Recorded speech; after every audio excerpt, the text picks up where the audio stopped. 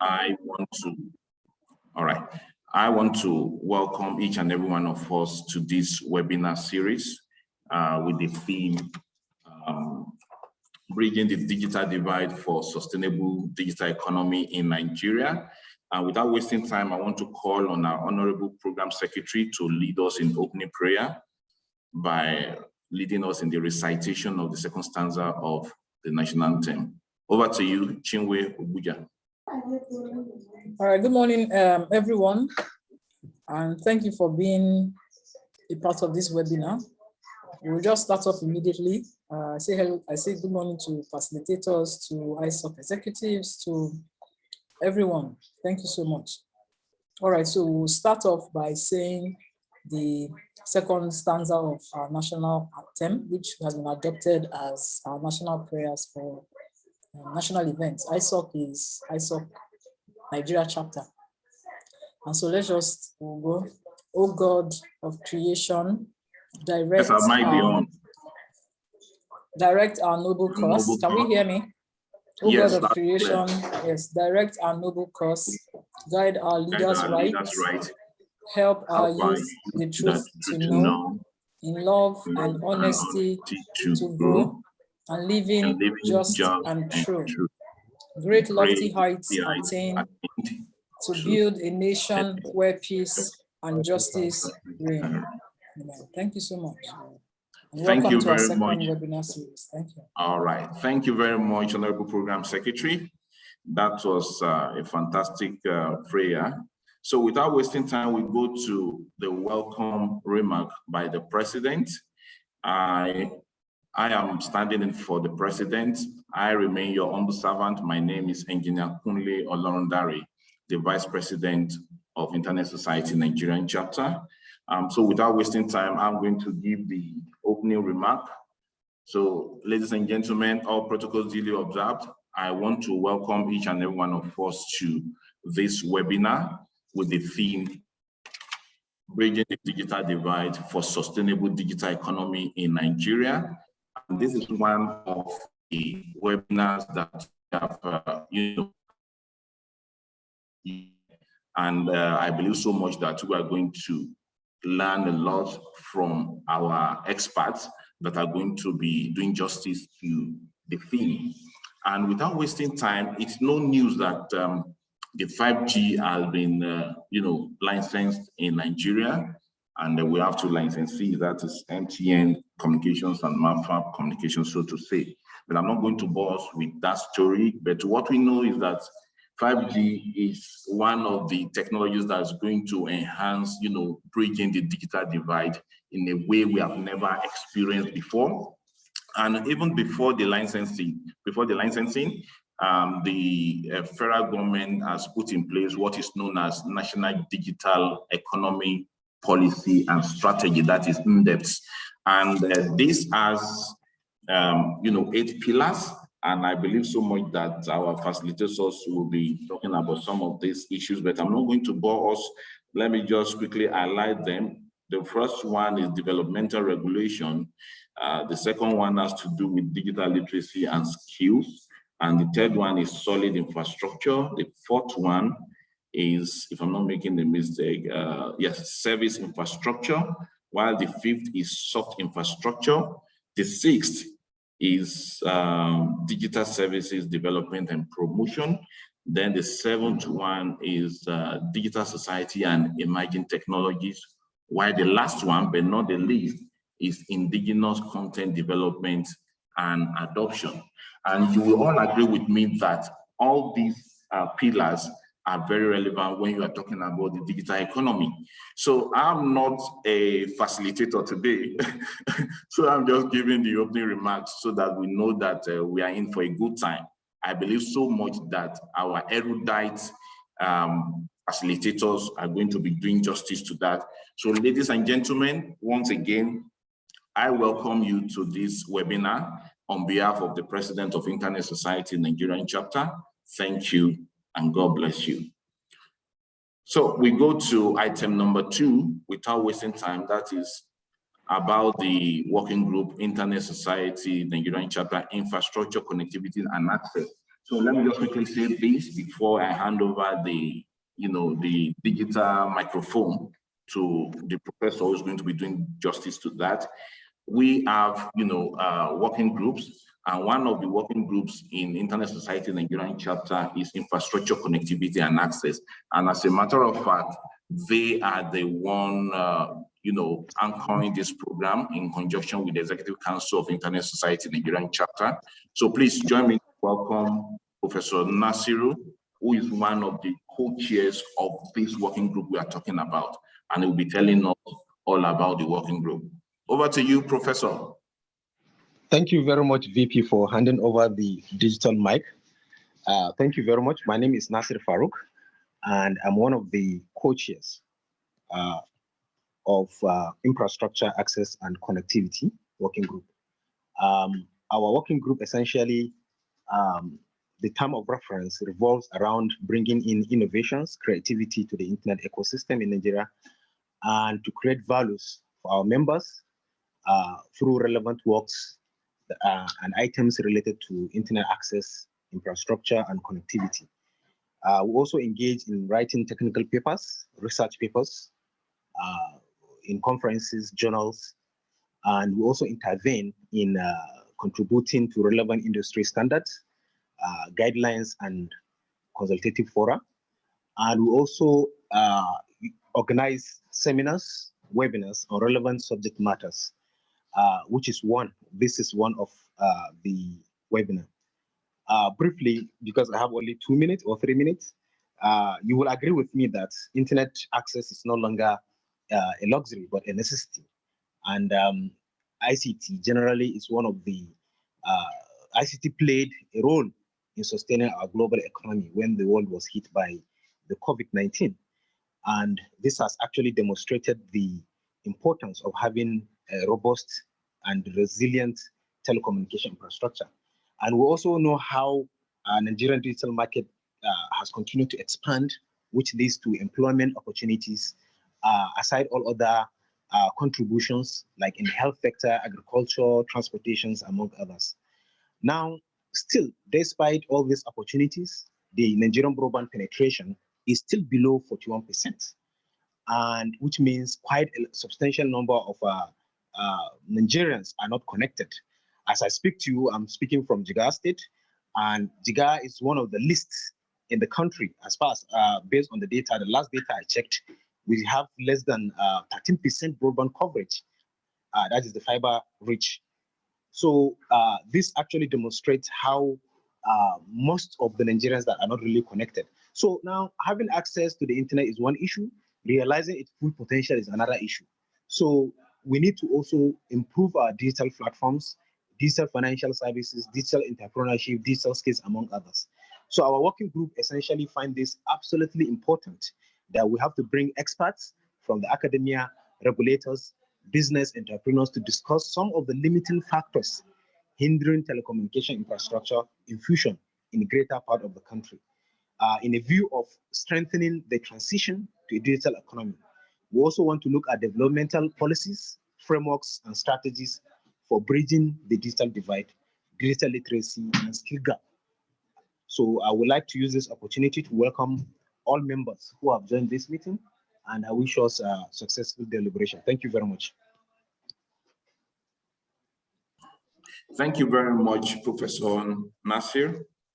So without wasting time, we'll go to item number 3. Right, item number 3.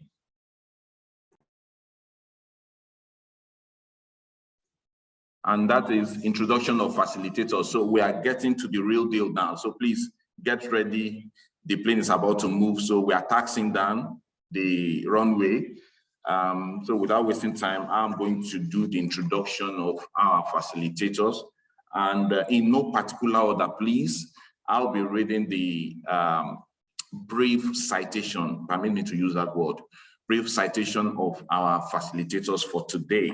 And like I said, in no particular order, the first person that's going to be a facilitator for today is no other person than Reverend Canon Sunday Folayan. So Listen, please. Sunday Folayan, an internet protocol network engineer, cybersecurity expert, data wrangler, trainer, and consultant, is the Chief Executive Officer of General Data Engineering Services, also known as Scanet, which builds functional and affordable IP networks for developing countries, but now focuses on extracting information from all forms of data. Sunday holds a master in electrical engineering obtained from University of Ilorin here in Nigeria. He was the president of the Nigerian Internet Registration Association at one time, and also the Domain Name Registry for Nigeria. He is a member of the Nigeria Cybercrime Advisory Council. Wow. He is a director of the Nigeria Internet Exchange Point, that is NIXP. He is president of the Nigerian Service, sorry, I take that again. He is the president of the Internet Service Providers Association of Nigeria and was training instructor for the Network Startup Resource Center, that is NSRC, and the African Network Operators Group, AFNOG. Ladies and gentlemen, please join me to welcome Reverend Sunday Afolayan. It's a pleasure to be here. Good morning. Good morning, sir. Thank you very much. We appreciate your presence. And next on the line, like I said, in no particular order, is no other person than Barrister Emmanuel Edet. His citation goes thus. Emmanuel Edet is currently the head of Legal Services and Board Matters units at the National Information Technology Development Agency, NITDA. Mr. Edet started his career as a legal practitioner in Lagos and later Jalingo in Taraba State, where he became a partner in the law firms of T. Oscar Arabi and Co. He joined NITDA in 2003, where he has served in various committees within and outside the agency. His expertise includes information technology law, outsourcing intellectual property, domain name issues, internet governance, and cybercrime. He has served as an online tutor for Diplo Foundation, an intern at the United Nations office in Geneva. He has been involved in pioneering activities in the development of legal and institutional framework for information technology in Nigeria. He has participated in various technology initiatives in the areas of cybercrime, banking, policy, sorry, I think that should be policy development and governance. He is a trustee of the Nigeria Internet Registration Association, that is NIRA, and a member of the National Cybercrime Advisory Council. Born in South region of Nigeria, Mr. Edet holds a bachelor's and master's degrees in law and was called to the Nigerian bar in 2000. Ladies and gentlemen, join me to welcome this erudite legal luminary. You are welcome, sir. Thank you very much. Thank you, Dan. All right. So the next person on the list, in no particular order, please, is our own engineer, John Agbakoba. His citation goes thus. Engineer John Agbakoba has 20 years of mobile telecommunication experience at both technical and senior management levels. This experience is grounded in structured learning with an MBA in management and a Master of Science degree in mobile and high-speed telecommunication networks from the University of Bradford and Oxford Brookes, UK, respectively. During his sterling 18 years career in MTN Nigerian Communication PLC, his work experience spanned different business units such as network deployment, operations, performance, and service assurance. As a senior manager of network quality of experience and service, it delivered proven success in growing and sustaining telecom industry competitive advantage through successful vendor management, transparent commercial and technical procurement processes, and transformative leadership. His tenacity for business transformation and drive for best practices at the senior management level was demonstrated in the execution of key processes, efficiencies, initiatives, implementation of an intelligence service operations center, and the first and biggest cognitive big data analytics customer experience management platform. This is fantastic. Engineer John Agbakoba, you are welcome. Please join me to welcome him. Engineer John. Thank you very much. Thank you very much. We appreciate your presence. And the next person, like I said, in no particular order, but it's going to be the last person that I will be introducing before we go. All right, yeah, I'll be introduced before we go to the next item in our agenda. It's no other person than Dr. Raymond Onoha. His citation goes thus. Raymond Onoha is a technology policy fellow at the Lagos Business School, LBS, Nigeria, where his research focuses on the institutional and policy challenges in the evolution of the digital economy and technology innovation in developing countries, with a special focus on sub-Saharan Africa. His consulting expertise covers the domain areas of digital transformation and innovation, internet governance and standardization, together with telecommunication policy. He also works as a research consultant with regional ICT policy and regulation think tanks Research ICT Africa, that is RIA, South Africa, and of course IT for Change, that is in Canada, conducting multidisciplinary research on digital governance, policy and regulation, and the facilitation of evidence-based to inform policy making for improved access, use and application of digital technologies for social and economic development in Africa. Raymond is a doctoral fellow of the IDRC Award 2018, which aims to build emerging leaders in communication policy in the Global South, and a Young Scholar Fellow for the Communications Policy Research South Conference, which took place in Mozambique in 2018. Ladies and gentlemen, join me to welcome Dr. Raymond Onoha. It's a pleasure to have you, sir. Thank you for the introduction, and good to be here.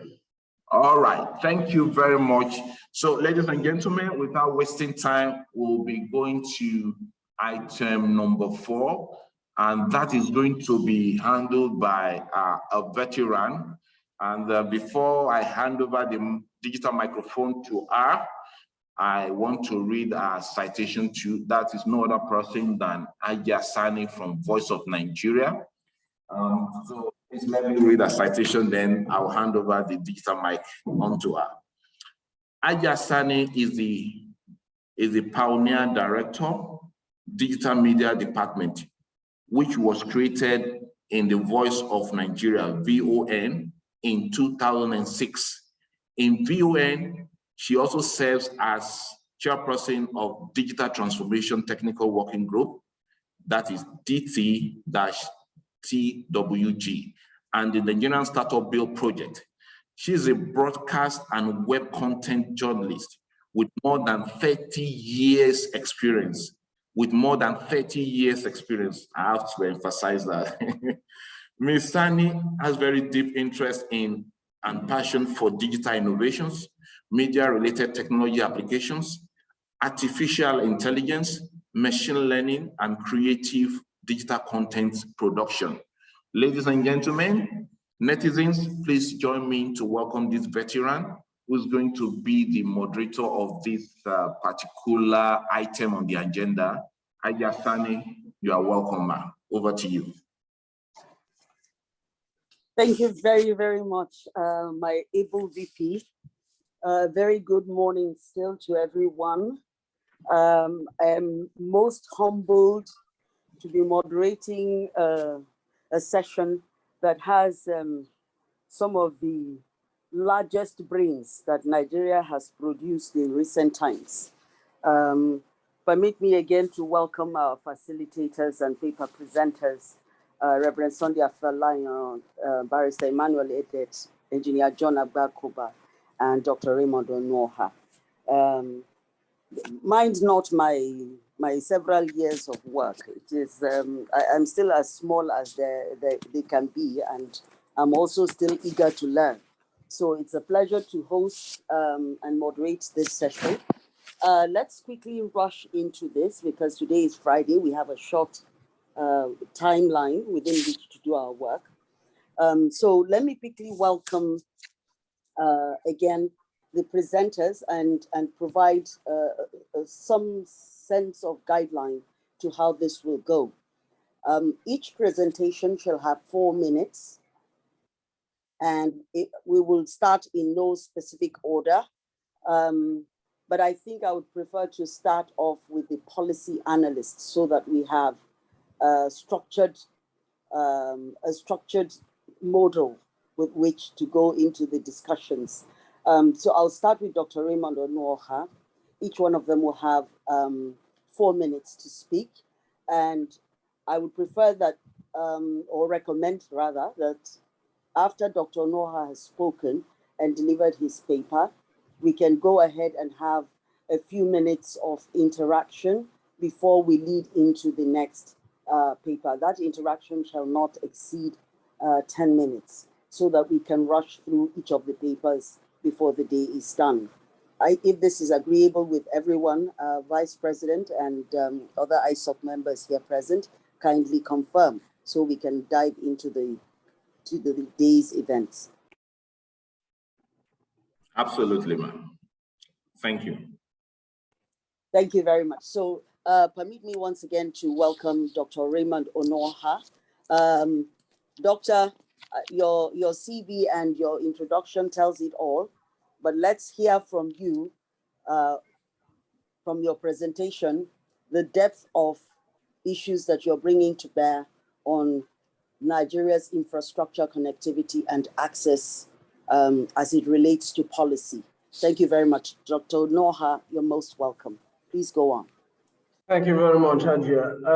I will focus based on the theme of the engagement from an academic perspective, of course, the domain where I am domiciled. So we're looking at digital divide. How do we bridge it? Infrastructure, connectivity gaps within the country. So from an academia perspective, what we know currently is that digital tech is changing the way this industry is operating, the education industry in Nigeria is operating. So traditional mediums of communication, blackboards and books are gradually given away to digital boards, smart books, and what have you. So other media instruction materials and channels like PowerPoints, whiteboards are now available to teachers on Skype, Microsoft Teams, Zoom, and other several virtual learning platforms. So learning has become much faster.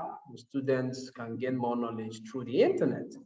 As well, learners can now share academic contents, whether it's audio, video assignments, test papers, and all. They're able to access learning materials anywhere, anytime, and in that sense, increase their knowledge beyond what they traditionally can receive from their teachers and instructors as they access this wide range of information on their device, especially through the internet online. If we consider this scenario within the context of the COVID pandemic, the Nigerian lockdown situation shed critical light on the nation's public education system in relation to digital tech. Of course, we are unprepared in that regard, and it unmasked substantial inequalities in the educational sector with respect to technology adoption. So while in some instances there were no facilities at all on ground for a partial or even a total shift to online learning, especially in rural communities, the not so elitist schools hurriedly began to adopt, social media platforms like WhatsApp and Telegram to offer some form of online interaction with their learners. Some states as well later introduced things like radio and TV programs to provide some stopgap for learners within their domain as well. But if you look at private universities and the highbrow private pre-tertiary institutions in the country, they almost immediately shifted to virtual learning models without significant interruptions. Notwithstanding, all the efforts of both the private and public schools met with varying degrees of success and failure because of the extant discrepancies with respect to our digital connectivity and infrastructures in that regard. So for one, as a result of not beyond just digital tech, the foundational infrastructure like power supply, of course, in Nigeria is generally epileptic. So many public school children in homes, even if the ones that have access to TV sets, they could not consistently watch these educational TV programs. While those in their houses without TV sets, we are completely cut off of educational supply in those scenarios. So while other channels like radio can easily be used to reach a wide audience, right? If you just power up your radio with batteries, even to afford some of these affordances is a luxury to many homes, and they could not if they could not afford it. So looking at the statistics from the Nigerian Bureau of Statistics, it says about 44% of our population is living in extreme poverty, and so some of these even tiny bits are still highly unaffordable for a large population or a large segment of the population. Besides this, there is also the additional challenge of effectively teaching students some kind of subjects like mathematics and some other STEM subjects that require perhaps calculations, diagramming, and some other kinds of manipulations, which are better seen than heard over radio or TV. So those in private universities, in this instance, did not fare significantly better. So considering the material and manpower preparation that must precede online transmission of teaching in the digital eras we have, we need to match this evolution by similar preparation for reception by both the teachers and learners as well. And so a few things need to be done in that regard, but perhaps we can dive a little more as we go along this discourse and in profiling the recommendations of what can we do to bridge some of these gaps of technology from an infrastructure connectivity perspectives in bridging the deficits within from the academic perspective with respect to Nigeria. So I'll stop there for now, and I'll take it up as we go along the discourse. Thank you. Thank you very much, Dr. Onoha. I'm sorry I had to call you first because I wanted us to have a background to be able to begin to deep into some of the issues that are going to be raised in the course of this conversation. But I think that we need to also call Barrister Edet. I understand he has a flight that he has to make. So Barrister Edet, please kindly go ahead with yours. All right, thank you very much. And I appreciate the privilege I've been given to join this particular webinar. And thank you also to ISOC for the continuous education. And good morning, everyone. And much, should I call it much respect to my fellow panelists, because this is a very rich panel. I would sincerely apologize. I am on my way to the airport to catch a flight back to Nigeria. And I just want to share some of my thoughts regarding the perspective from the policy side on this particular theme that we are sharing today.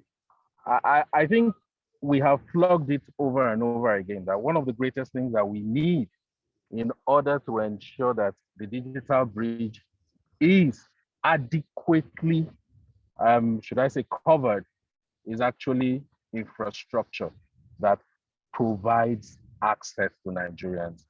That has been the greatest challenge in terms of trying to integrate people, especially those in the rural community, into the use of digital devices to conduct economic activity. By the way, I'm one of those that are of the opinion that the concept of digital economy should not be considered in isolation. Digital is part of our whole economy. So you cannot develop a digital economy outside a non-digital economy. So you need to take into consideration the factors that ensure that a normal economy thrives and transfer those factors into the digital aspect in order to create policies that would adequately provide the framework and the bedrock for the growth of digital economy. The second point I would like to make is content. One of the things that drive the use of any means of transaction is the content. What do you really have for the people to go to that particular media and use them? Is it entertainment, videos, movies, films? Is it education? The previous speaker actually mentioned that. Is it, what should I call it, financial transactions? Is it inclusion? Is it government services? There has to be content produced locally, even if they are international content, but the drive for the use of digital technology has to be relevant. And that relevance has to be guided by the content that is made available. I mean, if you give a student a laptop and he doesn't read books on that laptop, what's the essence of that particular laptop? So I think this has to be taken into consideration while developing policies. Also, the diversity of the demography is another issue that must be addressed. We cannot continue developing policies that ensure that one size fits all. It doesn't work anymore. We have to consider the users individually. We have to consider the demography. We have to consider the rural areas. What are relevant to the rural areas when developing policies that will affect those areas? Another issue is stakeholder engagement, which at every point in time, we at our agency NIDA, we are trying as much as we can to engage our stakeholders to actually understand what is relevant to the stakeholder. The era where government sits and then tries to figure out what is relevant is long gone. The approach for policy development should take into consideration, not only take into consideration, but make it a paramount factor that stakeholders must be engaged in order to ensure that these policies are relevant, these policies actually suit the needs, and that's the only way a digital economy can be sustainable. The next issue I'd like to discuss is trust and security. This is very, very important. If you want somebody to use a particular media, you have to develop measures that will ensure the person trusts that that media will not in any way undermine their rights, undermine their financial standing, undermine their safety when using those type of media. So that should also be a factor when developing policies. And then finally, digital literacy. I know it's a buzzword, we all say digital literacy, but we have to come up with ideas that will ensure that digital literacy is also used within context. So when we say digital literacy, what do we really mean? Is it how to use services that are made available in the digital economy through digital means, or is it how to read a book online? We should also define those kind of things when creating our policies. So in a nutshell, that would be my introduction. I hope I'll hang around long enough to make further contributions. The government has a lot of policies, the telecommunications policy, the digital economy policy, the broadband plan. All these are targeted to ensure that there is a promotion in the use of digital means in economic transaction and expand participation and inclusion to the rural areas. But again, like I said in my opening statement, one of the greatest challenges we have is infrastructure. And the infrastructure doesn't necessarily mean telecoms infrastructure. There are other complementary infrastructures that are needed that may not be within the powers of the telecom system. For example, power. How much power do we have in the rural areas that will sustain an economy that runs 24/7? Those are issues we also need to consider. So I think my suggestion is that even though these policies are there, the implementation should take into consideration the roles of everyone in government, everyone in the society, all stakeholders, to ensure we have a functional digital economy. Thank you very much. Thank you very much, Barrister Edet. I'm not going to let you go. I'm going to ask you one quick question. All of these issues that there are structural issues, there are economic issues, there are infrastructural issues. There are so many, there is a hydra-headed, multifaceted challenge scheme that we have in place in Nigeria. How do we address these issues to be able to bridge that digital divide that we're talking about? All right. My opinion is very simple. I know the popular thing we normally do is let's identify quick wins. I think that's the popular term that we use, quick wins, and go ahead and do things that makes it visible that we are actually doing one or two things. But over the years, you know, it's evident that quick wins are just what they are, quick wins, and then you have a long term of losses all around. So my simple opinion would be this: let us have a consistent approach in policy implementation as a country in Nigeria. By the way, I know I didn't make a disclaimer at the beginning. These are my personal opinions and not those of my employers. But let us have a consistent approach in the implementation of policy. Because one of the things that happen is that as each successive government changes, the focus also changes. And so whatever gains a previous government had made in terms of trying to implement policies that will favor the country, sometimes some of those gains are actually lost along the line. So consistency in policy implementation, consistency in engagement, consistency in focusing on what are the proper objectives, and not just a quick win situation where we go and broadcast and say, oh, we've achieved this particular goal, when the achievement of that particular goal based on the time bound measurable target does not in any way fit into the overall objective of that particular policy.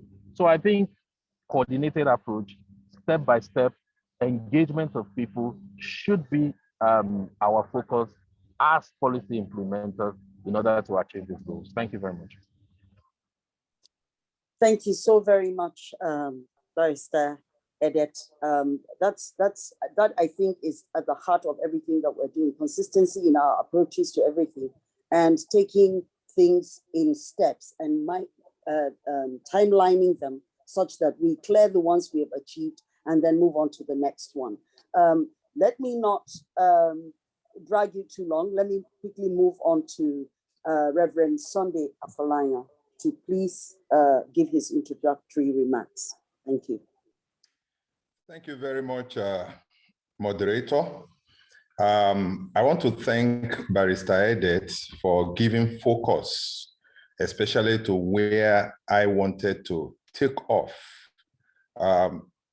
We talk about mostly infrastructure being a problem, but quite a lot of things can be solved when we have the right policy. I also want to thank him for saying that we should stop talking about digital economy. We should talk about the economy. And I would justify that with two examples. Please tell me today in Nigeria who still writes JAMB in the traditional way of paper and biro and marking. Everybody writes JAMB using the computer-based testing method. And I have not heard that there is agitation that people in the rural areas cannot take JAMB. Therefore, people in the rural areas need to take JAMB in the traditional way, while people in the cities continue to use their computers for taking JAMB. So the internet brings about unification. The concept of digital economy and non-digital economy obviously should be rested. Second, I'm still looking forward to hearing people who are waiting for when specific videos would be screened in their movies will be screened in their neighborhood or locality for them to go and watch those movies.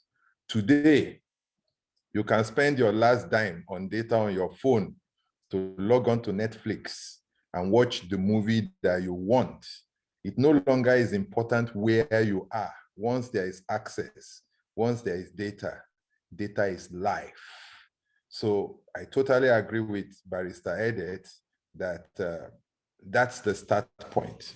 So how do we begin to solve the challenges that make it difficult for the rural consumers to have access to digital services. For me, one of the key things is that there is so much silos in government. Government exists mainly to build kingdoms and not to offer services to the people. So you find out that different aspects of government are pursuing practically things that would be unified. And government agencies refuse to talk to each other or work with each other. Let me give you two examples. When roads are being constructed, what is wrong in putting ducts, fiber ducts on those roads, so that when the telecom folks want to lay infrastructure, they just open the ducts and pass their cable. Rather, you see roads being dug 25 times. Why? Because government wants to collect right of way. Government wants to tax. Government wants to keep the area boys busy so that they also have a source of income. But if part of the requirement is that when you are building roads, every tower within 500 meters of that road, the road contract also includes tarring the road up to that tower, just a branch off to that tower and putting a duct so that you can have fiber to the tower. Then can the power supply company assure anybody in Nigeria today that even if there's no power in a community, that because of load shedding, that the base stations and other infrastructures like innovation hubs in those areas will have or enjoy power in a priority level? Priority is not what we consider in supplying electricity. So these are factors that inhibit making the rural areas enjoy services. Then we go on to over-regulation. Our regulators focus on regulation instead of innovation. But for innovation or for adoption to thrive, innovation must be the key. After innovation comes competition. It's only after competition that you begin to talk of regulation. Let me quickly also mention resource reuse. There's so much talk about using TV white spaces for serving the underserved regions with internet access. But without specific policies, which is intertwined, because if you make a policy that we want to use TV white space, and you don't have a policy for funding it, and you don't bring banks and other innovators together to achieve this, it's just a mirage. So as a first step, let me take a break here so that others can have a say. Thank you.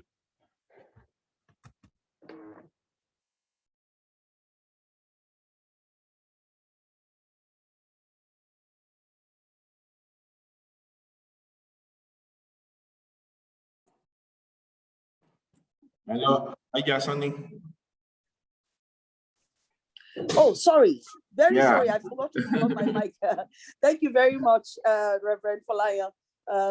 Indeed, the issues that you have raised are germane to issues of bridging the digital divide, issues of infrastructure, issues of lack of harmonious operating environments, lack of proper innovations, over-regulation. These are all critical issues that can limit access and that can limit ability to sustain infrastructure push into rural areas. But before we go much further, I think it's imperative that I ask our VP if he's going to now introduce my co-moderator on this floor, Professor Nasir Farouk. You may wish to introduce him so that we can delve immediately into the questions before people start forgetting what was said. All right, thank you very much, Ajasani.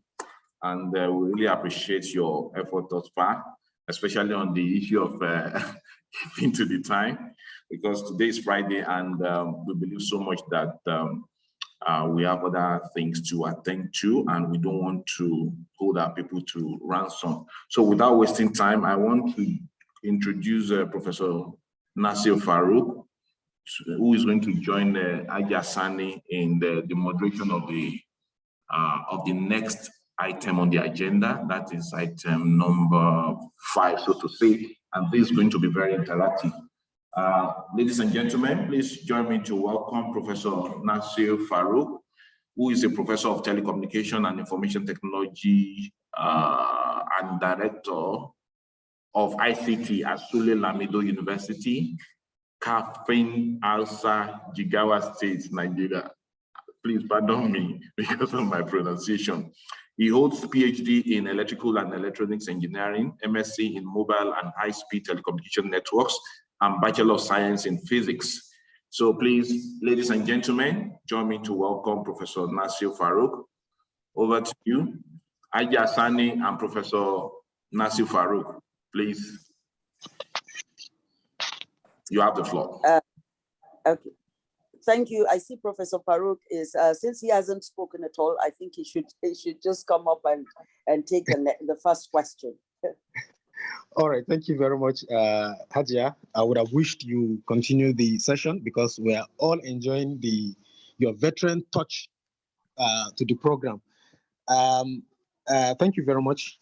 I think the other speaker who have not spoken, who is Engineer John Abakoba, and I would like to get his insights about, from the technical perspective, from the aspect of the technicality of serving the rural areas. I think we have talked more about the policy and stakeholders' roles.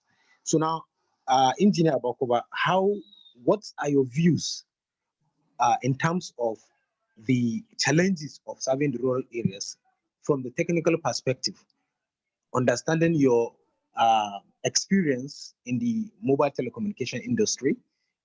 Our Reverend Sunday have actually highlighted some of the issues in terms of deploying TBY space. So let's hear your views on what are the main technical issues perhaps hindering serving the underserved areas. Thank you.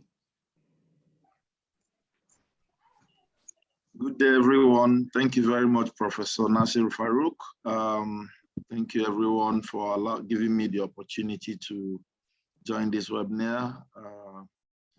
I'm very excited to be part of this. Thank you very much, Internet Society Nigerian chapter. The earlier speakers have really touched most of the things that impact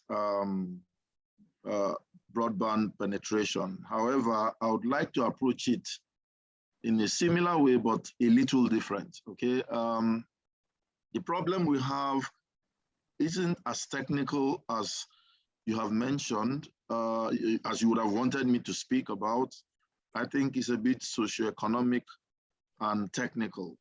And what I mean by that is that for rural access, first thing that to start with, 99.9% of our broadband is mobile. Okay, fixed is barely up to 0.03% as at end of 2020. And we are way behind as Nigerian when compared with other African countries like South Africa, Mauritius, Egypt. Even Ghana has 85.232% penetration of broadband. So we sitting at 49 to 50% broadband penetration, internet broadband penetration is not where we should be as Nigeria. Okay, and the key driver for most operators is economics. Are they going to get returns if they expand to specific rural areas? So that economic driver is a key consideration. The other point I would like to reiterate is what I think the earlier speaker spoke about right of way. Okay, so fixed broadband struggles to do do fiber deployment, primarily because it is very expensive. I would like to acknowledge the efforts of the federal government in trying to manage this challenge by stipulating that right-of-way payment should not go beyond 145 naira per linear meter. But what we have in reality is that state governments charge an average of 2,000 naira and above per linear meter. So by the time you calculate the distance in kilometers that you need to run your fiber in order to extend broadband service to a particular rural area, you find that you start to struggle with the business case, okay? So that becomes a very key challenge. The other area that makes the rural areas struggle is it's in spectrum efficiency management, basically. You find out that most of low frequency spectrum that was awarded to some non-functional companies are still residing with them. These low band frequencies are needed in rural areas so that you can have a wider reach. You can propagate deep into the rural areas and give them good internet service, broadband service, basically. And this is still an area that government needs to work on.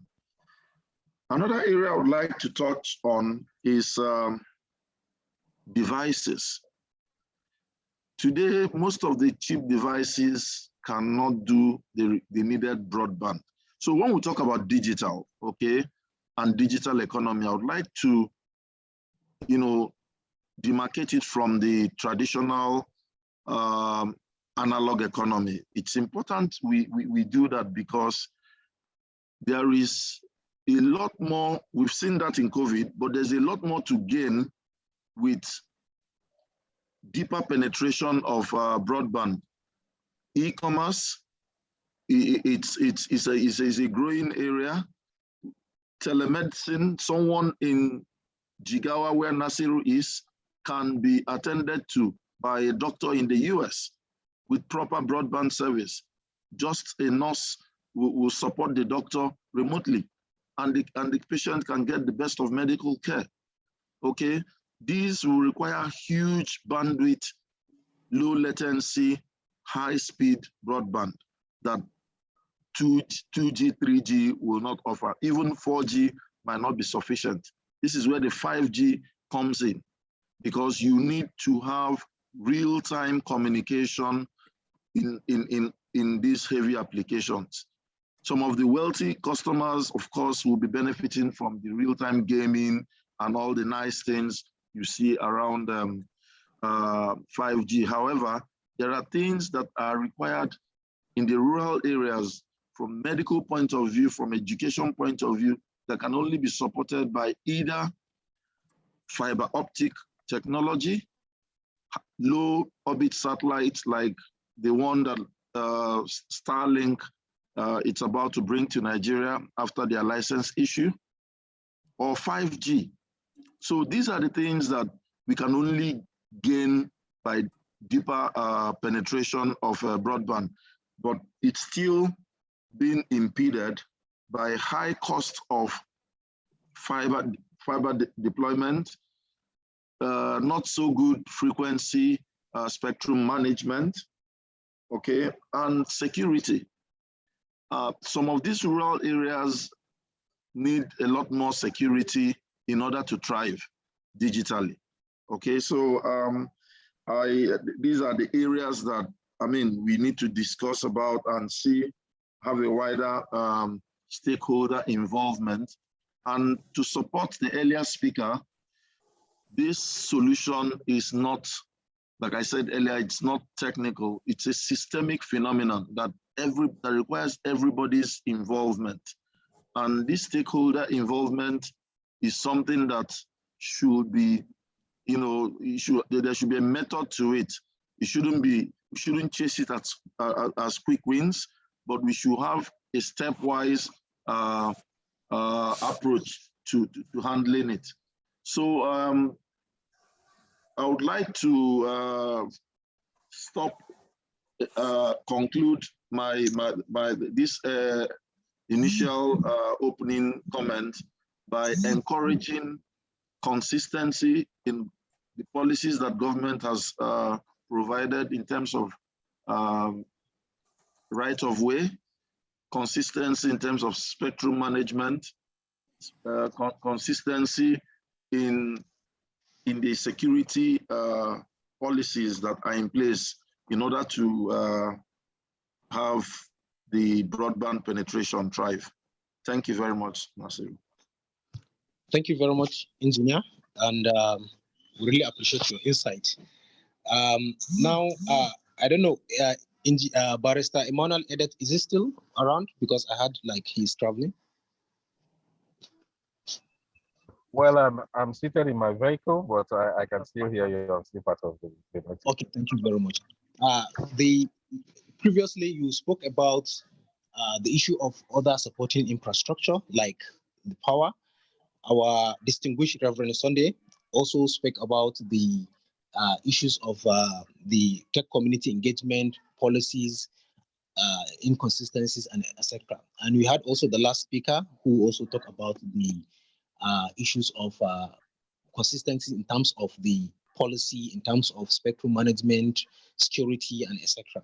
Now, it's clear that we all have roles to play, both the general populace, the policy makers, the tech community, the mobile network operators, and etc. So now my question is, how do we now synergize the effort of all these stakeholders to ensuring that we are able to bridge the gap? Thank you.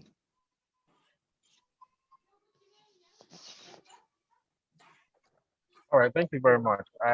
I think Reverend, sorry, I don't know if it's Reverend or Reverend Canon or sorry, so I stand to be corrected, but I stand on existing protocol. I think Reverend Folayan actually mentioned the solution to this problem, and which is just engaging the stakeholders in a very constructive manner. I think one of our challenges has to do with trust.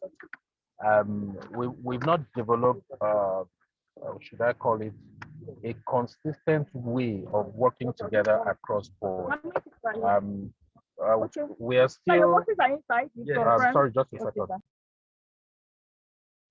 Okay, we are still running the same old system of government on the one side of the aisle and the citizens and stakeholders on the other side of the aisle.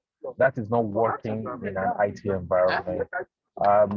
We need to realize that government needs to trust the stakeholders and do things in such a way that it's in the common interest of all. The stakeholders also have to trust government to understand that it's not every time that government does a particular action that is entirely selfish action for the benefit of the government.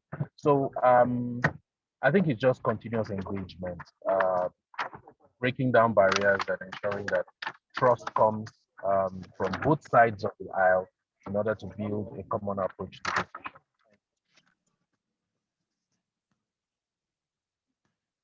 All right, thank you, Barrister. Is Hajia there? Hajia? Yes, I am. I'm here. Please. Thank you very much. Yes, let me throw the next question, and I think this question can be picked up by any of our resource persons, but specifically, I think Engineer Abakuba will be most influential in terms of response to this. What are the main challenges that you see to serving these underserved areas? And I'm talking about this not specific to issues that are already known challenges like electricity, right of way, and all those things. There are other soft issues that need.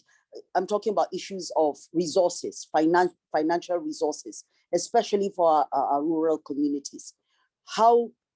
What are those things that we need to put in place to enable them to be moved from underserved to better served communities?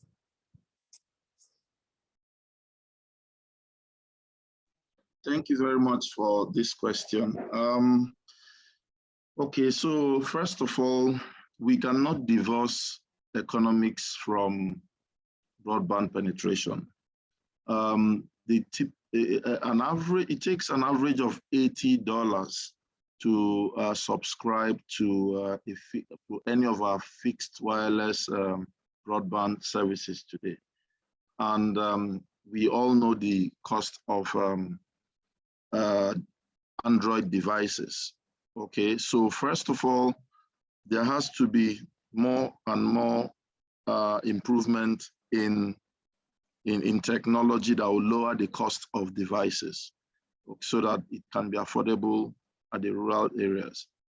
Then, like I said, one of the quick wins to provide access at the rural areas is low band frequencies. For without trying not to be too technical, we know that 800, 900, 1800 band frequencies have longer outreach. And we have operators that are operating within these bands that are not using it for any commercial purpose for some operational reason. And imagine when, for some of their telcos started 4G, they were on a higher band, a lot of bandwidth, but lower outreach. And they were restricted to fewer places till the regulatory body, helped in licensing and allowing the use of lower band frequencies. And today we have 4G in some of the operators. 4G subscribers have already gone higher than the 3G. So what I'm trying to emphasize here is that spectrum is very, very important in the radio space. Spectrum management is key. Fiber penetration cannot be done without the support of the community and support of the government. Today, government has specified that fiber right of way is 145 naira. But what we see today is that some communities, there are multiple taxations: federal tax on fiber deployment, state tax on fiber deployment, community demand from the operator. So these sort of multiple taxation tend to discourage the operators from going deep into the rural areas. Now, on softer issues, I think there are several barriers that needs to be crossed. Okay, one of the speakers earlier mentioned that you can give an iPad to someone that doesn't know how to use the internet. It makes no meaning for the person. You find out that as a Nigerian, even with internet service, there are several other barriers that needs to be crossed. That's why this needs to be addressed, a wider stakeholder, including the users. Like, for instance, you're talking about research in rural areas. The students, we need to hear their voice. We need to understand what they want in order to model the solution that you're proffering for them. There are several researchers in Nigeria that cannot afford to pay the cost of journals because they are just because of their geographic location, Nigeria. Whereas if you're studying abroad, your institution subscribes to all these things, part of your fees, and you start to have endless and boundless knowledge, access to knowledge. But what we have here is that there is that limitation. Even with the broadband penetration in some areas, you still have to overcome that ceiling. So what I'm trying to highlight here is that there are the hard issues that limit broadband limitations, such as spectrum, fiber penetration, the cost itself, the business case, which is the affordability of the people in the rural areas to keep the provider economically sustained. And also we need we need a policy from government that will support the rural broadband penetration in a consistent manner. These policies are there, but everybody seems to be running in silos. We need a coordinating body that will get everyone together on a round table and have a concise effort towards achieving this. Operators cannot achieve it alone, government cannot achieve it alone, and individuals cannot even think of doing this by themselves. So I think it's something that everyone needs to come together to achieve.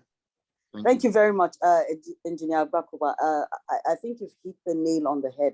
There has to be some form of consistent roundtable progression to implementation of some of the policies, so that they can have the meaningful impact that we're trying to achieve. Nonetheless, I know we're talking about expanding our penetration and our reach to the rural communities of Nigeria, but I worry, and this can be taken on thereafter by Reverend Sunday Afolayan. I worry that within the context of our environment and given the spaces where high-end economic activities are happening, which are in the main cities, the cost of broadband and the cost of access is still exponentially higher than the resources of the generality of the populace living in those high-end communities, like in the cities. So how do we, in bridging that gap to the rural communities, how do we also ensure that the cost burden is also limited in the cities so that more people can also have access? Reverend Afolayan. Thank you very much, Ajia. First of all, you've asked what I consider a simple question, but there's some things that the solution is just not visible because we are chasing other things. Let me take a couple of things together and show you how they tie all together. The first is that a lot of things depend on citizens' identification. We have mouthed it, we have done a lot of things, but we are not making progress with citizens' identification. We've all done NIN, we've done BVN, yet people get kidnapped on a daily basis. There are unknown gunmen, etc. So citizens' identification has not been done properly. If it has been done properly, it doesn't matter where you are in Nigeria. If you borrow money, you cannot get to borrow money again from another organization or lending source to do the same thing. For the rural communities to be able to thrive, there must be access to credit. And access to credit is very, very fundamental for development. And you cannot assure access to credit if there is no credible citizen identification. The second one is policy inconsistency. Policies are made for specific purposes after proper research, but we see quite a lot of executive recklessness in Nigeria, which tends to make a mess of proper plans of policies. Let me give you the most pertinent example. I don't intend anybody to weep, but that is the situation. Organizations came forward. They said they have seen a gap, transportation, bike hailing services. They offered fantastic services in Lagos. Government woke up in Lagos one day and said, we prescribe you. They got prescribed. So what happened? They had to fold shop. Now, new people came because nature abhors a vacuum. They are willing to ride bicycles, motorcycles, no helmet, no identity, no registration, no tracking, nothing. And now they maim, they do all sorts of things, and people are clamoring for regulation. How do you now regulate a service you broke down with structured providers? Where do you want to start to get these unaccounted, undocumented people to register and get them to the level of proficiency attained by those bike hailing services that had cabs and so on? Poor regulatory follow-up. My solution, my proposal is that until Nigeria moves to a situation where head of regulatory agencies in Nigeria are appointed by parliament and not by executive fiat, and cannot be removed by executive fiat except by act of parliament, our regulatory agencies will continue to be under the influence and manipulations of executives. So they will be political jobbers instead of people who are responsible for developing the various institutions that they head. I think this will stab at the heart of things. Moving executives of regulatory agencies in Nigeria to be appointed by parliament and ensuring that citizens' identification leads to credit, which would empower the rural areas to be able to do things. Whether you borrow money 10 years ago to go to the university or not, when you come back, you will repay. We will track you to repay. If you send money to your relatives via Western Union transfer, we will deduct what you owe the state. Then development becomes something that can be guaranteed and assured with time. Let me yield the floor. Thank you so very much. I think you have cleared most of the hurdles that will probably have been going back and forth with. We need statutory employees appointed by the Assembly, by the National Assembly, to run a regulation of agencies that have to do with our technological advancement. And I concur with your recommendations there, because we seriously need to start making some progress, but we can't make such progress when people feel that they are just appointees and they don't owe the people any kind of feedback. But more importantly, we've had a lot of comments on our platform. So let me quickly go through some of them. Kingsley Chiagoro said, agreed with Mr. Edet that there needs to be consistency. However, NITDA Digital Economy Ministry have refused to bring together ICT staff in the ministry. I think this is an ICT NITDA issue and therefore can be addressed internally within their scope. Mr. Adebola Adeoye said his comment borders on bringing digital experiences and digital economy to the rural areas. On the issue of broadband, he thinks that government should look at the option of buying back the low frequencies from the operators that they were sold to, or give tax compensation, and these lower frequencies can then be deployed in the rural areas. It's a fantastic idea, Adebola. I think we'll also push this forward. Mr. Adebola also says that in hardware, that is devices, that we do have companies that produce made in Nigeria hardware, and these should be encouraged to produce devices at affordable rates for rural users or low-income homes for the purposes of education and small businesses. He said he has worked in the telco and consumer electronics industry, and based on his experience, this is achievable in the short to medium term, if government so wishes. Thank you very much, Mr. Adebola. I'm sure that ISOC Nigeria executive will get in touch with you to see how we can connect your company to government so that this can be actualized in real terms. Christian Ahiazu, excuse me, Christian Ahiazu says he's greeting the panelists. Reverend Sunday and others have hinged on a basic solution to the issue of broadband fiber connectivity. Provision of constructed ducts as part of road construction projects must be encouraged. In the same way, all building designs must include in their design provision of RJ45 ports with UTP cabling in all buildings. His question is, if there is a problem with achieving this, can the problem be partly the fact that we don't have network engineers as part of the Ministry of Works personnel? What is the way to solving this problem? That's his question. And I think that question needs to an answer from one of our panelists. Adeola said, in this post-COVID-19 era, the rural areas can't be treated as less important. That's a blatant fact, and all of us must work to ensure that our rural communities are also linked to broadband. Also, he believes that partnerships with Starlink should be made and directed towards the rural areas, staying with areas with at least 20% internet penetration to upgrade these areas and boost digital experience and the digital economy. Very well said, Adebola. This is also well noted. I think, Nasir Farouk was also adding that the spectrum management policy allows the regulators to reclaim unutilized spectrum allocation. I think that is already clear.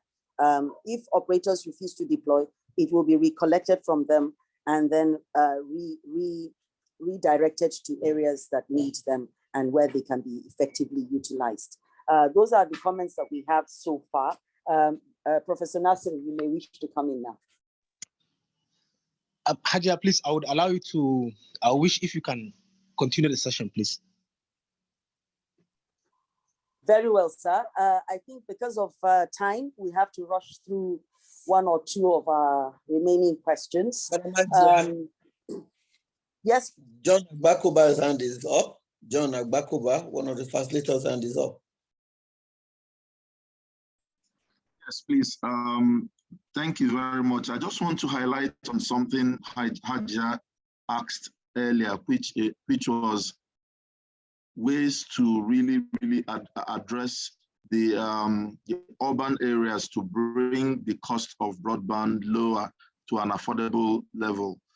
Hajia, it's important we understand that I think the first speaker did mention it, and there's a clear solution, glaring right in front of us. Every operator in Nigeria deploys fiber. We don't have what we call shared infrastructure, co-location at the fixed broadband level. Most operators are sort of coerced into running their own fiber infrastructure, and that automatically, the cost is automatically transferred to the customer. Imagine a situation whereby, and there is a government policy to this, NCC, I think 2006 or so, or 16, I need to double check, created a framework for co-location and shared infrastructure, but it's not been adhered to. This will significantly drop the cost of broadband even within the urban areas. And we also need to look at ways, question the cost that is charged today at, for shared infrastructure.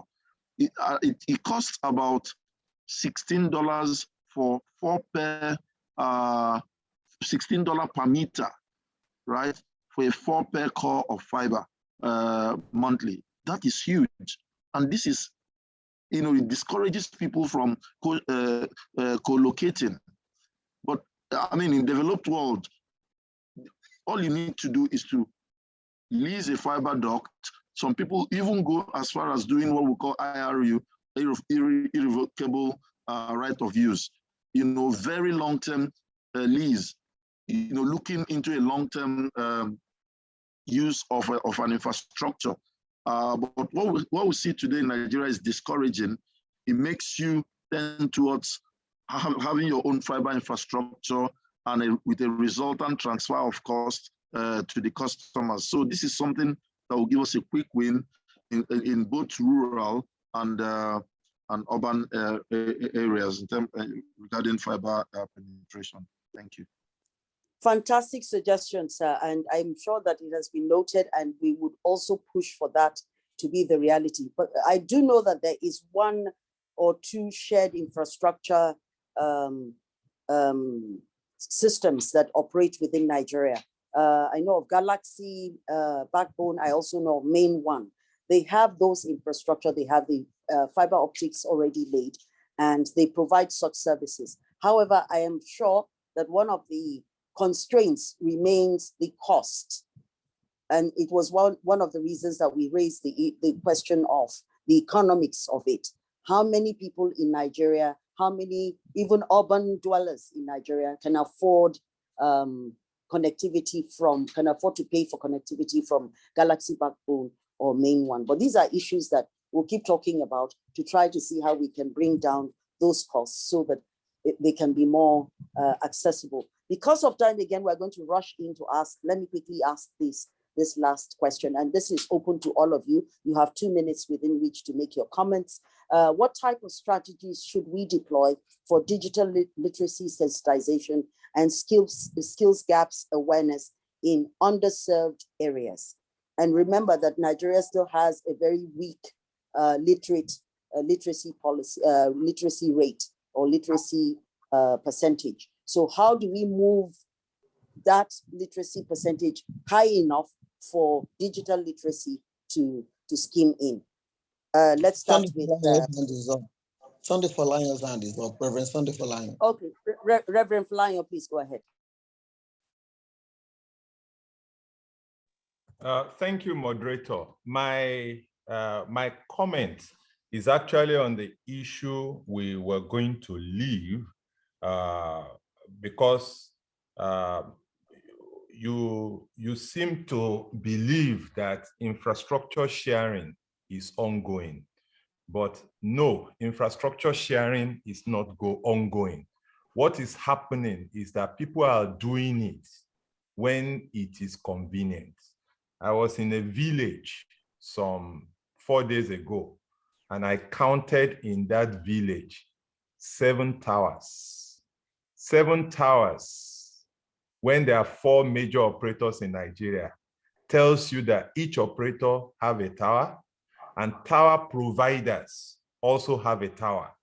So if there was consolidation, operators should be selling their towers to tower providers and then other operators being able to move in.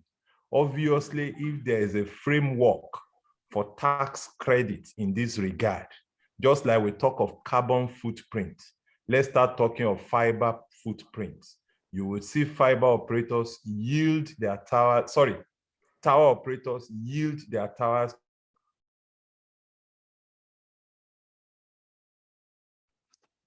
Hello? Hello? Oh, So looks like a comment also. Okay, Reverend Falayo, you were off for a few seconds. Okay, can you hear me now? Yes, we can. Can you hear me? Okay, yes, sorry. Yes, a comment also on the fact that frequencies are lying idle. So here it is. We should avoid selling frequency. Frequencies should always be leased. Leasing it means that they have rights to use it, but not exclusive rights. So if an academician can come up with a solution that allows a frequency to be used in the rural areas to offer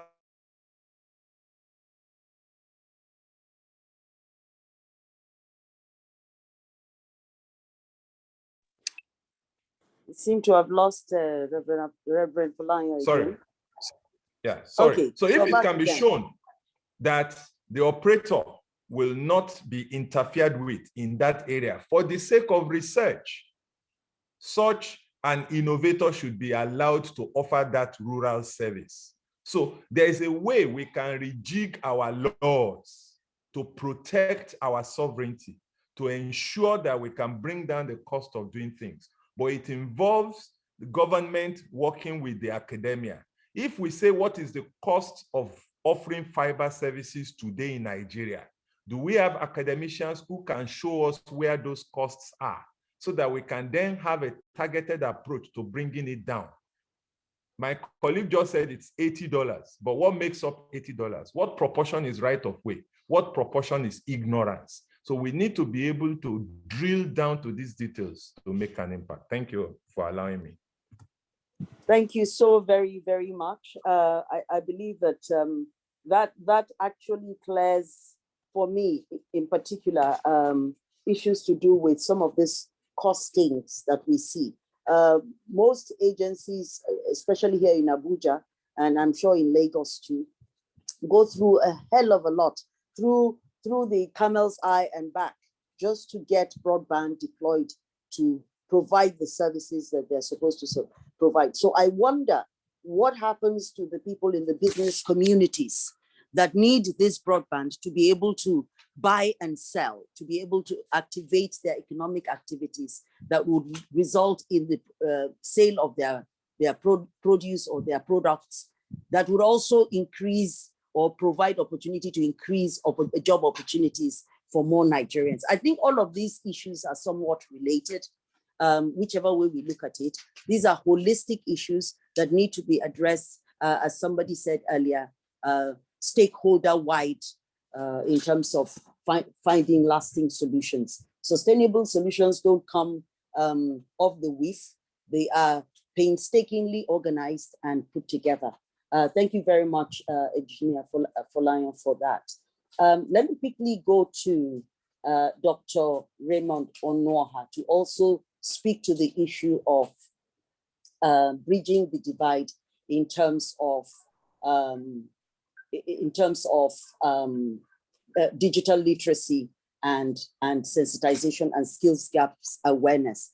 I know that the media is doing some semblance of a lot, but I'm not sure that I can say for fact that we are actually getting that information across to the rural communities. Maybe one would say we are hindered also by lack of internet access.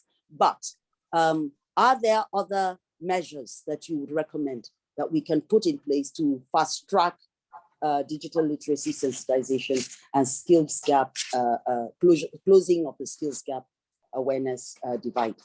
Yeah, thank you for the question, Hajia. Some things are just very foundational, and without those foundations, you can't build any castle. You just be building your castles on the air, which is impossible and impractical. But beyond some of those foundational issues, with regard to digital literacy, sensitization, and bridging digital skills gaps awareness in Nigeria, one major obstacle arising is the tendency of our national policies and school curricula to treat ICT as a discrete subject in the form of computer science or information technology. There is this emphasis on teaching basic skills for software use and information gathering, whereas research indicates that integrating ICT into subject learning will be far more effective for students. So this skill emphasis is reinforced by the lack of technology located in classrooms and a corresponding concentration on purpose-built computer labs. So that kind of model, for example, in the UK, where you have high penetration of ICT in their schools, of course, they haven't currently abandoning that kind of model, especially as mobile and classroom-based technologies, such as portable devices like we saw recently in Lagos, and interactive whiteboards begin to increase in terms of their prevalence. But going back to the foundations, like I said, further challenges will include a lack of contextually appropriate course content. One of the speakers, I think Engineer Mulayan, raised that when he talked about designing locally appropriate content for learners, considering the diversities within the country. That also needs to be addressed. So in sum, despite a great deal of recent progress and optimism that, okay, with uptake in digital and ICT across the country, more learners can benefit from access to ICT. Foundationally, the infrastructures necessary for deploying these technological resources are lacking, especially in the underserved areas. And if these foundations are not critically addressed, we can basically not build on nothing. You can't disseminate digital skills without having the basic means to get it across. Otherwise, you're basically building castles in the air. Thank you. Thank you very much. I don't know if Barrister Edet is still with us or he has boarded his plane. Barrister Edet. Okay. I'm assuming that he probably is already in the air, so we can't speak to him again on this. But just a quick run through for each one of us. Taking a look at all of the issues that we've raised and some of the solutions that have also been proffered here. 2 minutes each for the remaining 3 speakers, Reverend Folayan, Dr. Onoha, and Engineer Agbakoba. What would be your recommendation for each stakeholder, the first steps that we need to take to move forward? What would be your recommendation to each set of stakeholders, whether we are talking about the policymakers, the regulators, or you're talking about the service providers, or the content users, or the space users? What would be your immediate recommendations to move us forward from this step to the next step? In 2 minutes, please. Okay, following here, let me go first. For government, there needs to be a shift in priorities. Priority should not be to regulate. Priority should be to give room for innovation. Once there is innovation, many more people will hop in. Then you start looking at competition. It is only after competition is setting that you begin to talk of regulation. Right now, I will tell you, government is over-regulating DSTV. And that's where people are not willing to take on the risk to jump in and innovate so that they can compete. For the industry, the digital space requires innovation. I think the industry should be more bold in going out and doing things that would benefit the populace. There are so many areas, but cooperation is the key to doing this. And you would see that there's so much movement across the industries in form of staff and resources until there's a way of bringing about cooperation and tapping these talents. We will not see plenty innovations coming out. For education, we need to de-emphasize formal form of education. I hope Nigeria sees an opportunity in education by, for example, asking video Nollywood makers, skit makers, and so on to introduce digital education into their content. Right now, what you see when you are watching skits is they tell you to use BetNaija promo code. BetNaija promo code is not what will enhance the digital revolution, it will enslave us. We need to now change the narrative, let them be passing on digital literacy messages, and let government use those channels to spread it. The pools betting companies have latched onto that. We should stop them from using it. We should bring digital content in so that we can have a better nation. Thank you very much.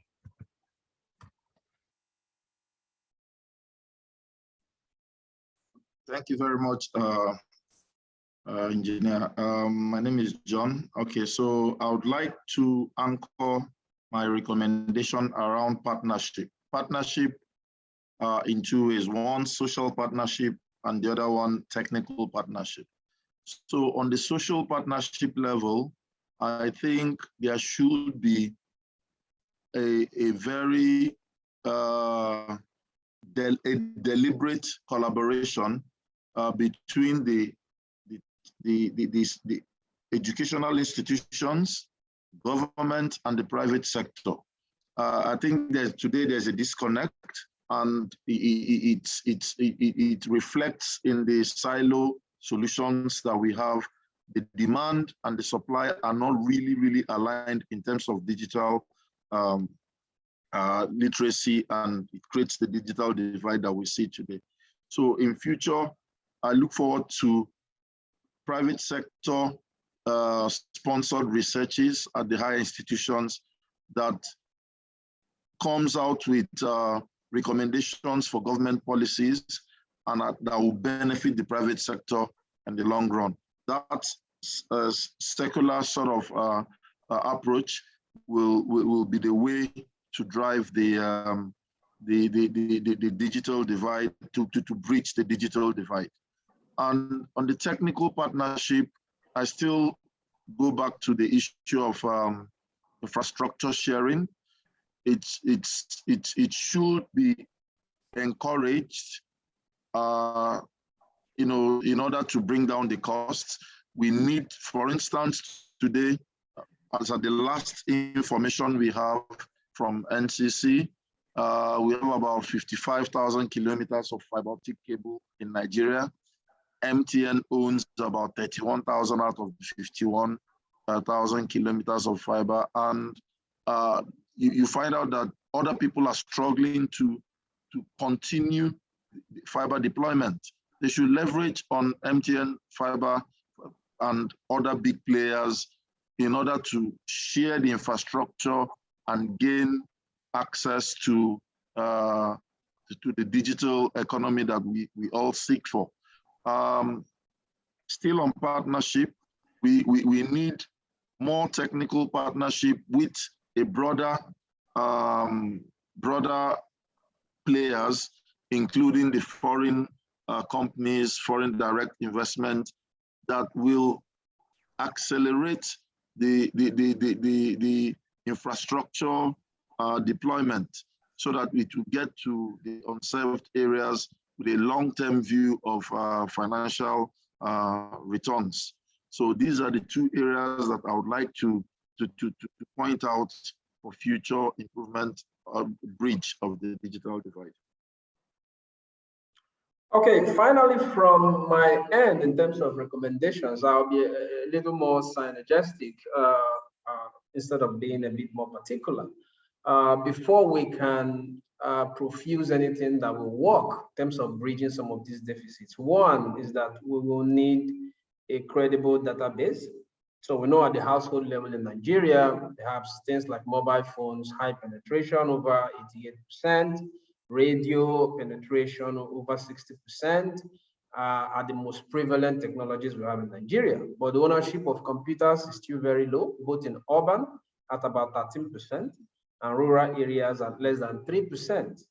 If you look at our primary and junior secondary schools, access to electricity is very low, and only about 39% of rural households are connected to the national power grid, compared to 83% in urban households.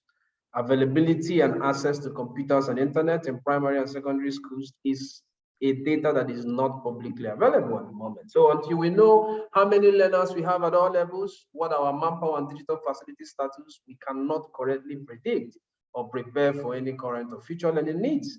But when we have this credible database, policymakers can then, in conjunction with other stakeholders, reduce some of these deficits systematically.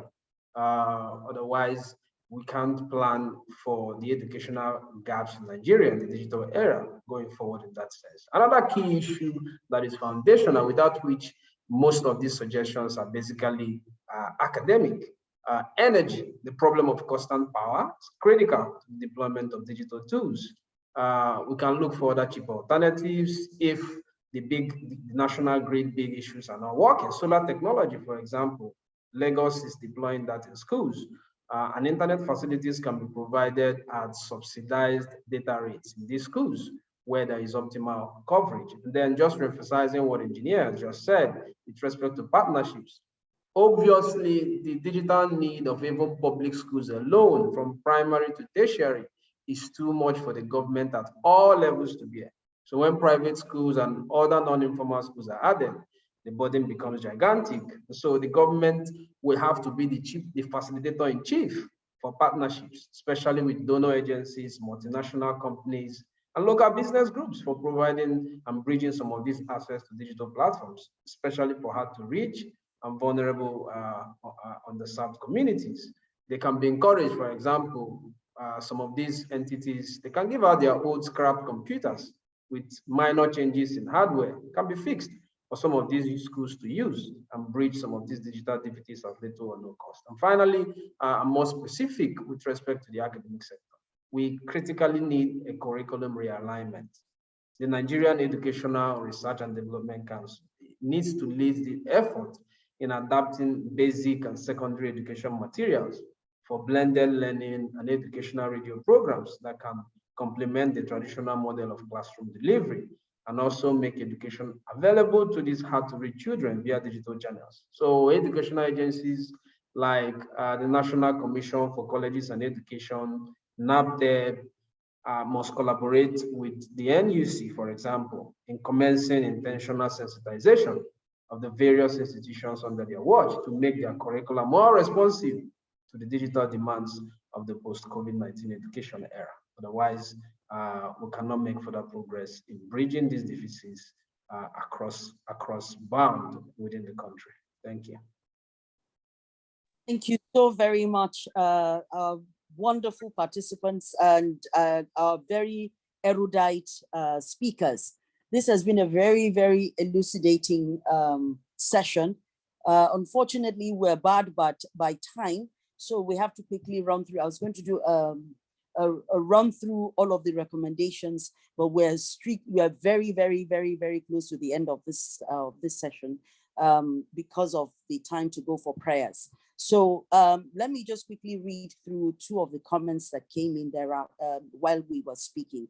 That's James Wosu, who said, wonderful sessions. He would like to request for the recording because he's going offline, but kudos to the ISOC Nigeria for bringing great minds to discuss the future of ICT and its deployment in Nigeria. However, this should extend to every facet of our lives so that we can move forward with other nations of the world in terms of robust usage of digital spaces and infrastructure, data sharing, open science, and connectivity. His name is Dr. James Oluwaseyin Hondonuwosu. So I think he has already left.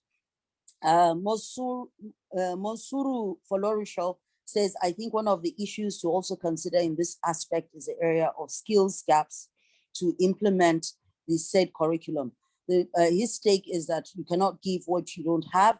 And secondly, the unbundling of ICT courses to different minimal contents to relevant fields is necessary. Overall, there should be a comprehensive train the trainer in the area of skills gaps in our various institutions of learning, starting from the elementary schools. So recommends Monsuru Folorisho. I think that the recordings, ISOC has confirmed that the recordings will be shared with everybody. So look out for the recording links that will be shared to your email addresses. It's on that note that I want to once again thank very seriously our resource persons for wonderful, wonderful conversation. Thank God for most of the pardon me? We have a 2-minute slide that's supposed to be presented. I was just going to hand over to Engineer Kunle Olorun Dari to round off this session. Thank you very much. And I was happy to be part of this. Thank you. All right. Thank you very much, Aja Sani and Professor Nasir Farouk. We appreciate your effort. And I also want to thank all our facilitators. Well, I think I have to leave that for the president, who is now on this call, to do that when the time comes. So without wasting time, I want us to go to the next item on the agenda. It's just a side attraction. And we're going to be having a presentation for 2 minutes. Mr. Mayowa Joshua, you have the floor. Thank you very much. Standing on the existing protocol, I want to thank everybody for the opportunity to also share my view and our services to the entire team, ISOC team, and also to everyone. Just as Engineer Edeta said, there are other aspects of infrastructure that complements the broadband infrastructure to provide internet access. So content is one of them, because what is the usefulness of cables without content passing through them? So, but we see that in Nigeria, one of the issues we have presently is that most of our data is hosted abroad. We don't have we don't have control over our own data. So there will be, just like last year, during the NITRA forum in Lagos last year, the CEO of Internet Exchange Point of Nigeria was making some recommendations on, and he was encouraging local hosting. So one of the ways in which we can actually get speedy access to internet content and also help our economy is to encourage local hosting, is to encourage businesses to have their servers in Nigeria where businesses, individuals can host their content instead of having our data across the country. That will give us more control over our data. In the view of that, I'm introducing to everyone TerraHost. TerraHost is a hosting company that have their servers in Nigeria to serve the Nigerian community, so that we will have access to our own data and we will be able to control it.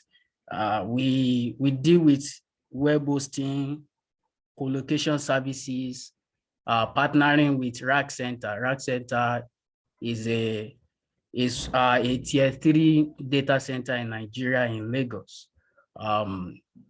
So that is it. Basically, just to encourage local hosting in Nigeria so that we have more access and better control over our own data. Thank you very much, everyone. All right, thank you very much, Mr. Joshua Mayowa. That was very succinct. I like that. The next item on the agenda is for Mr. John Ngokwe to come and mop up maybe other questions that have not been treated. Mr. John Ngokwe, you have 3 minutes for that. Are you ready for us? Yeah, I'm ready. Okay. Good afternoon, everyone. I want to appreciate our facilitators, Dr. Raymond Onoha, Engineer John, Reverend Sunday Mayoga, and Barrister Emmanuel Edith for your great contribution in this our webinar. We really enjoy, and we have taken off a great thing out of this. At least most of the factors and challenges that have been raised, it is going to be a great step forward for us as the working group to continue working with. Let me quickly look at some of the questions that we still have from the screen. One of them is a question from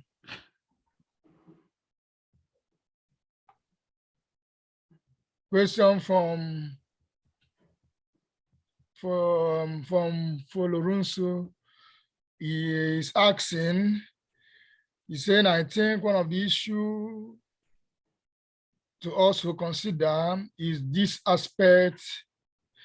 In this aspect is the area of skill gap to implement the said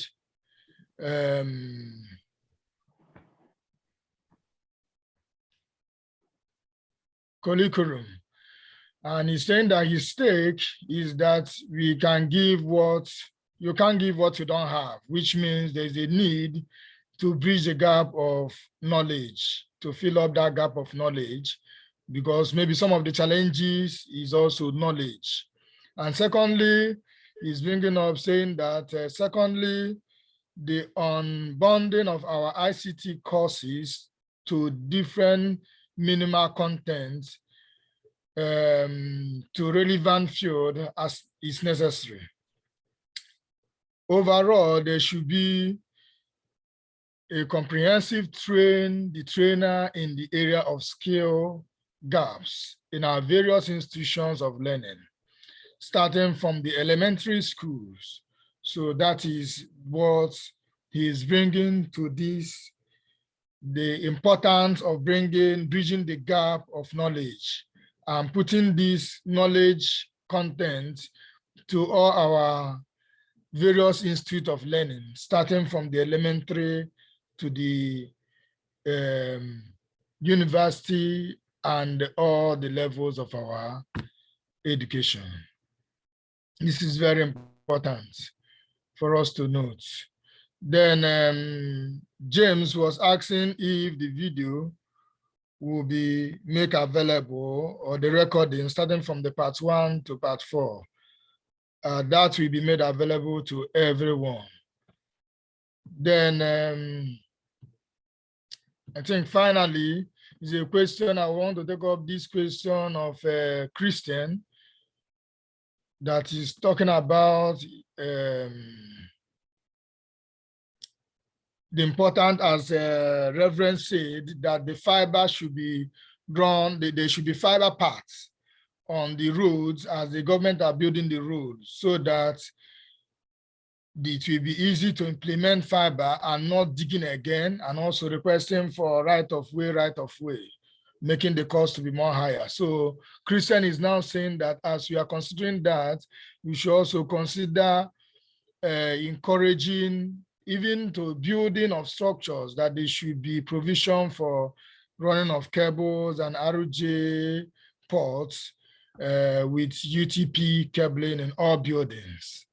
So he's now asking that if there is a problem, he's asking, is there a problem towards achieving this?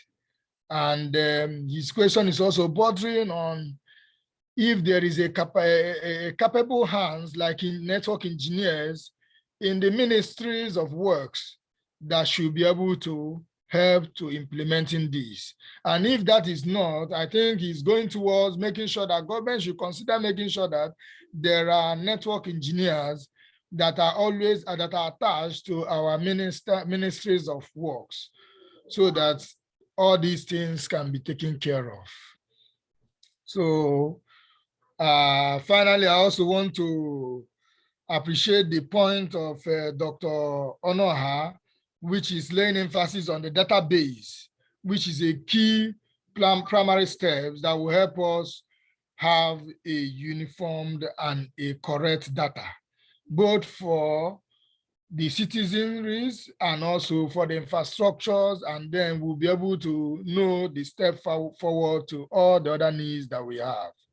And also the need for this infrastructure share, which has been confirmed from our discussion that is not happening, but is there. I think it's NCC that should try to work through these providers to see that this infrastructure sharing is applied going forward, since we have identified it as a way to help. I think for now, that is all. Thank you. Thank you very much, Coach John Gokwe. And I think some of these questions and comments have been read. So probably we may not need to dwell on that again. So I think we'll go to the next item now, because our time is fast spent. Honestly, I think we should have wrapped it up by now. However, I want to give Coach Oronti 2 minutes to tell us what next with respect to the working group. Coach Oronti, 2 minutes, please. What next?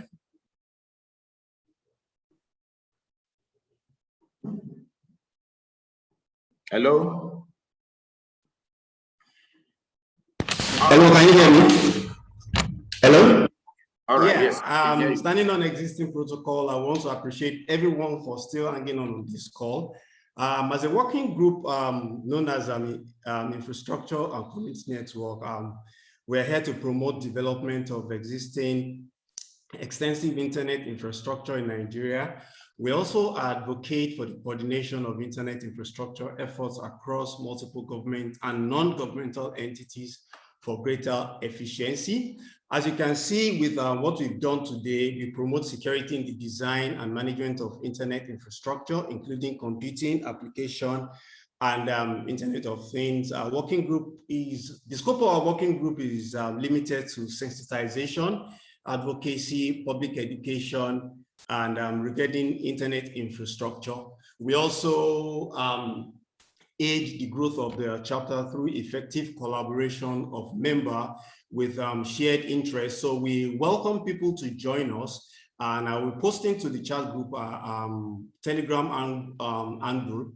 More webinars also will be coming up our way from time to time, so that we can actually sensitize the entire community as regards what we do. Thank you. Thank you very much, Co-Chair Oronti. We appreciate you. And please, to wrap it up now, join me to welcome the President of Internet Society Nigerian Chapter, Mr. Caleb Olumuyiwa Ogundele. So Olumuyiwa Ogundele, I beg your pardon. My President, over to you. Good. I think it's best to say good afternoon now, right? Good afternoon, everyone. Thank you so much. This has been a very good learning journey for me as a person as well. Getting to see some senior colleagues have very robust conversations on issues that revolve around bridging our digital divides, to get our digital economy more sustainable in what we do. So I guess my job here is very simple. But first, I'd like to first of all commend the working group chairs.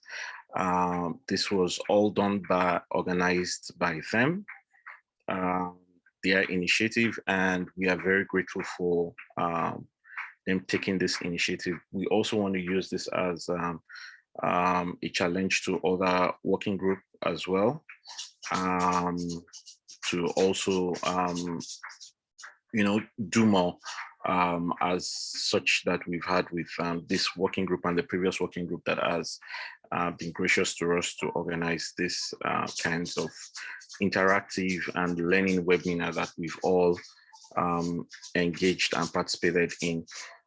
More importantly, I'd also like to thank all our facilitators who have spoken and given us lots of recommendations that we should follow.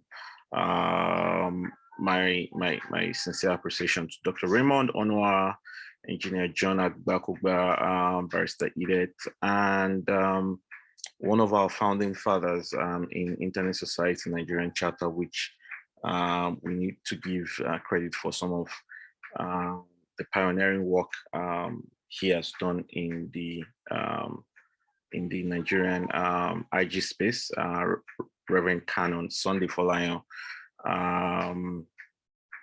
We want to appreciate everyone. More importantly, it will not be nice to leave this call without giving special recognition and appreciation to Aji Asani. Thank you so much for the well-moderated session. I enjoyed how you were able to navigate through the issues. Professor Nasir Farouk, we acknowledge your work with the working group. Mr. John Ngokwe, we acknowledge you. Someone I like to call, okay, let's not become, this is a more formal setting. I'd like to also appreciate Mr. Wali Oronti.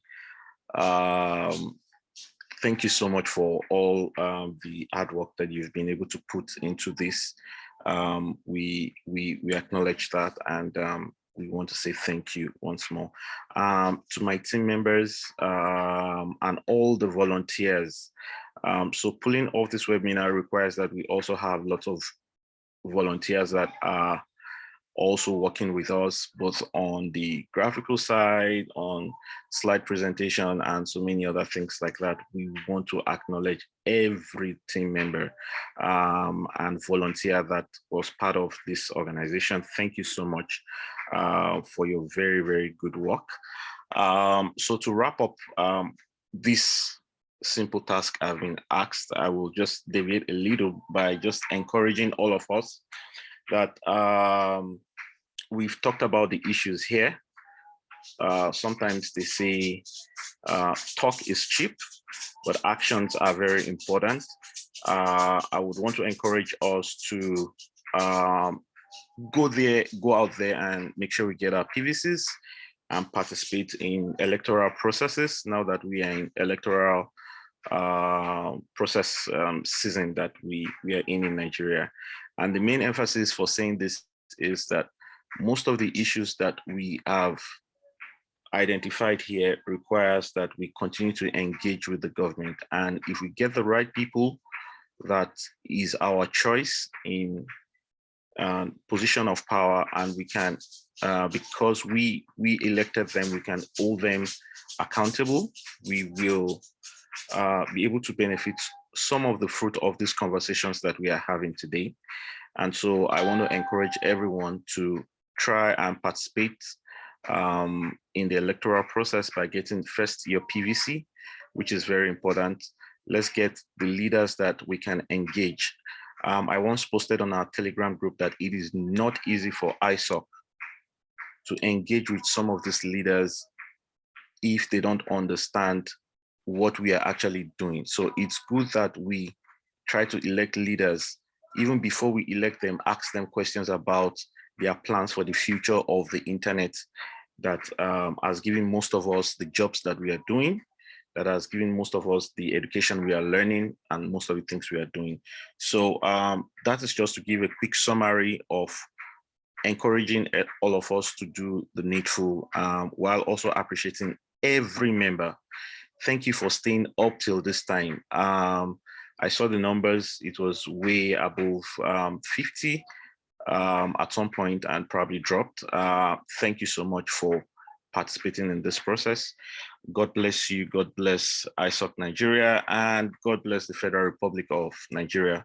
Thank you very much. All right, thank you very much, Mr. President. We appreciate you. And honestly, our time is fast spent. It's 5 minutes past 1. So I don't want to, delay us any further. So without wasting time, I will just call on the Honorable Secretary for housekeeping in terms of taking pictures. We want to know who is actually on this call and who is not. Honorable Sec. I'm here, my Honorable Vice President. Sir, Yes. I want to use the opportunity to call on those of us who are on laptops. Joshua, be at alert. Okay, so you can mute yourself and open your video if you think that the voice will affect the video or the picture quality of your face. Otherwise, please unmute and start your video now. Okay, so while those who are on the laptops are taking the picture, yes, try as much as possible to smile. Smile, Honorable Vice President, smile. So please, let's all smile. Yeah, he's saying your video cannot start because it is stopped by the admin. Oh, okay, sorry. I had to shut down some cameras, so I'm going to be requesting all of us ask also on mute, and then okay, so his camera. Who else cannot? Sorry, I cannot hear you.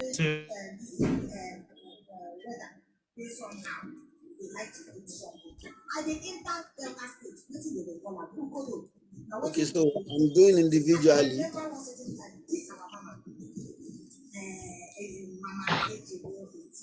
I cannot start my video because the host has stopped it. I've done that. I've done the new thing.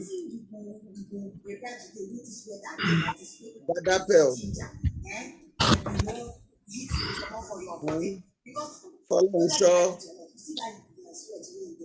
Appels is here.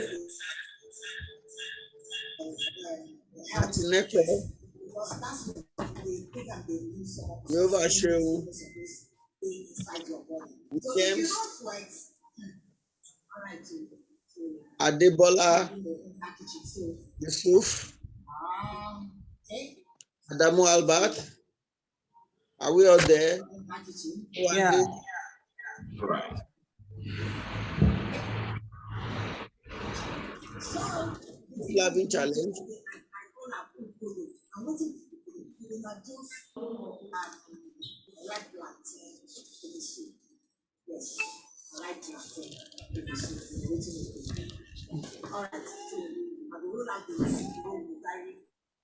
Okay.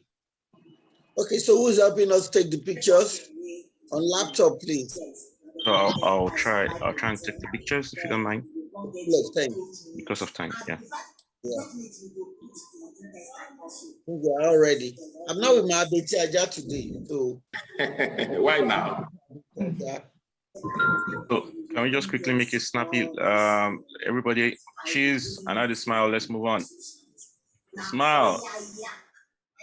Canon, Sunday for Lion, smile.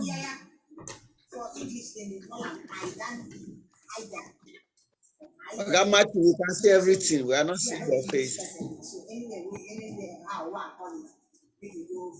This is my real face anyway. Are you seeing me? On.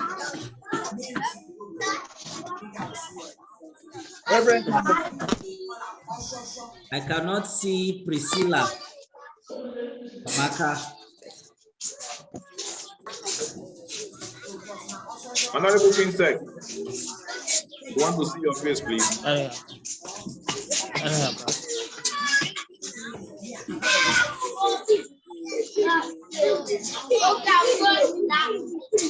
Okay. Caleb,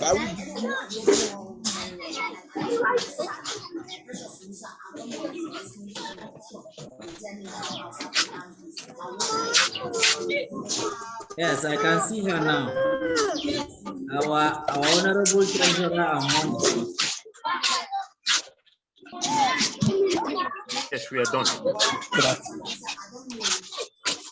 Akimbo. Yeah. Yeah.